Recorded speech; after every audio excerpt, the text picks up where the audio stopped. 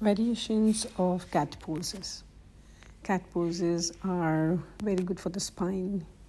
We have an extended cat, then we have a dancing cat, we have the normal cat. So let's do it.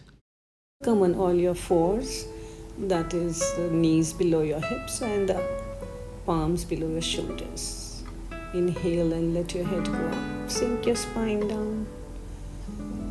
Exhale, bring your head down between your shoulders and push your spine up. One more inhale, lift your tailbone up and the head up while the spine is sunken. Exhale, push your tailbone in and push your spine up. Inhale. Stay here and enjoy the back bend. Exhale and go into a forward bend. Very good for your spine health. This is the neutral spine. Raise one leg out and straight out. Raise the opposite hand in line of your shoulder. Balance yourself. This is the balancing cat. Come down and we do it with the other leg.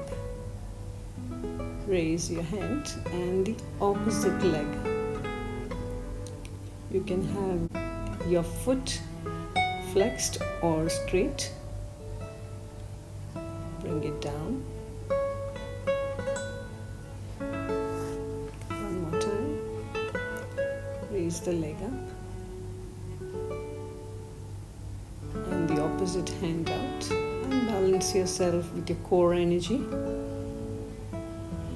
This is a very beautiful variation to strengthen all your leg muscles and arms and is also called the extended cat pose. This is a variation called the dancing cat. By lifting the leg up, you can challenge yourself and balance again with a nice back bend here by holding your opposite leg with the hand. Raise your leg up, fold it, inhale and take your hand, hold the toes, stay here, exhaling, come down. Go right into the child pose from Shashankasana into the child pose. Thank you for watching. Please like and subscribe to my channel. Anyone can yoga. Namaste.